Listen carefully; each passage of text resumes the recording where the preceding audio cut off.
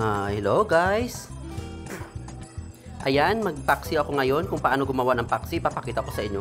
Malit na isda lang po ito. Kuha siya ng lambat. Ang tawag po daw nito ay hinok. Hinok ba to? Saka ano pa itong iba? Parang pudlos. Pero hindi ko alam kung ano sa Tagalog. Basta yan po ang pangalan nila dito. Dito sa probinsya. Saka ito, hindi ko alam kung anong isda yan. Ayan. Ang ingredients po yan ay ito. Alam niyo po to? Ito po ay batuan. Batuan daw ang tawag na dito pero hindi ko alam sa Tagalog. Maasim po to sa kakahoy. Malaking kahoy po siya pero ito yung bunga niya. Pero maasim to. Minsan ito ginagawa kong pangsigang. Ayan. At saka luya, garlic, sa white onions, saka of course magic sarap, at saka green chili. At saka alam niyo ba to guys? Ito yung insulin plant. Pwede din siya ihalo kasi medyo maasim siya saka matamis-tamis. Ayan, yung apat lang sinali ko.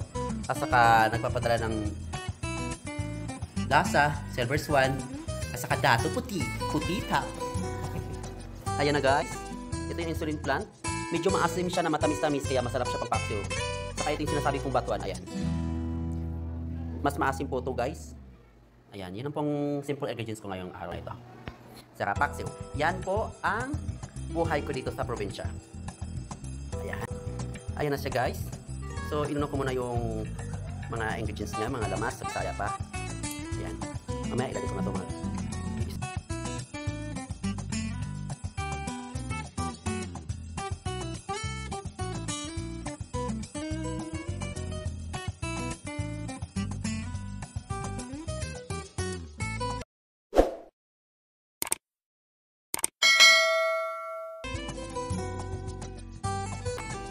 Ayan na siya. So, lagyan ko siya ng dato puti.